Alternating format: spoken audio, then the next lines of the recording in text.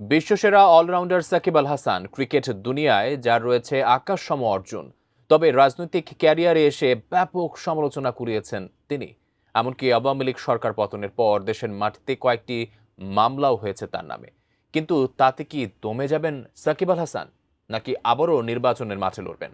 সম্প্রতি একটি সাক্ষাৎকারে এর উত্তর দিয়েছেন তিনি, যা নিয়ে তার ভক্ত ও সাধারণ মানুষের মাঝে তৈরি হয়েছে মিশ্র প্রতিক্রিয়া। আরও জানাচ্ছেন SI রাজ।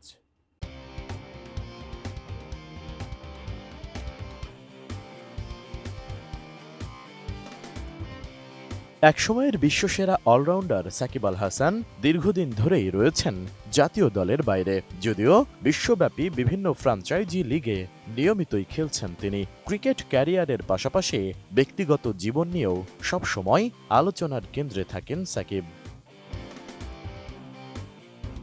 কার্যক্রম নিষিদ্ধ দল আওয়ামী লীগের আমলে হওয়া ২০২৪ সালের জাতীয় নির্বাচনের পর মাঠের ক্রিকেটের চেয়ে তার রাজনৈতিক ক্যারিয়ার নিয়ে বেশি আলোচনা হয়েছে। তবে গণ অভ্যুত্থানের পর রাজনৈতিক পট পরিবর্তনের ফলে সাকিবের ক্রিকেটীয় ক্যারিয়ারে এক ধরনের অনিশ্চয়তা তৈরি হয়েছে।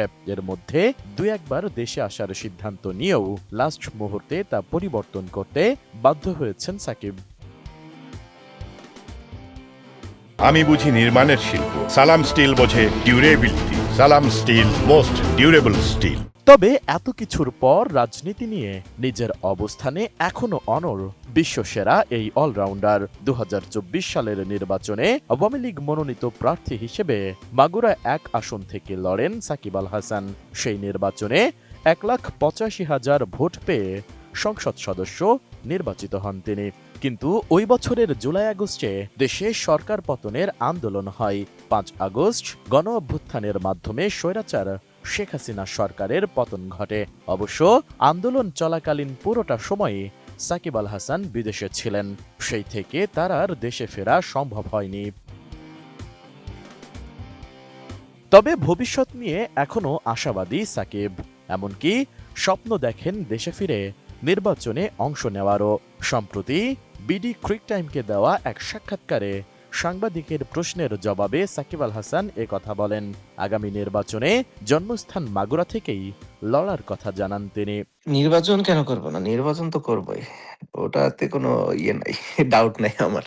এই নির্বাচন করব, মাগুরা থেকেই করব ইনশাআল্লাহ, এবং মাগুরার মানুষের জন্যে কাজ করার সর্বোচ্চ চেষ্টা করব। লাল সবুজের জার্সিতে দীর্ঘদিন দেশের প্রতিনিধিত্ব করার পর সাকিবের এখনকার ভাবনার অনেকটাই জুড়ে আছে মাগুরার মানুষ।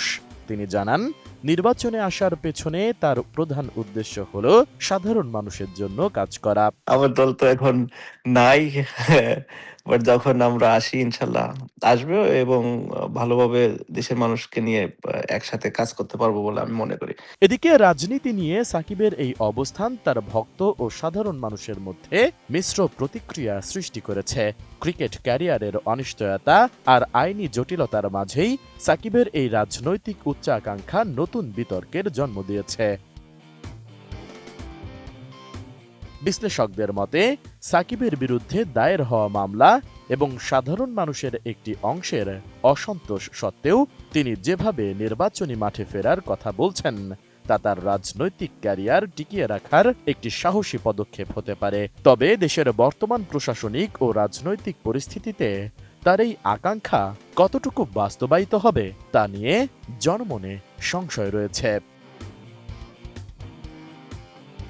SI রাজ, ATN নিউজ।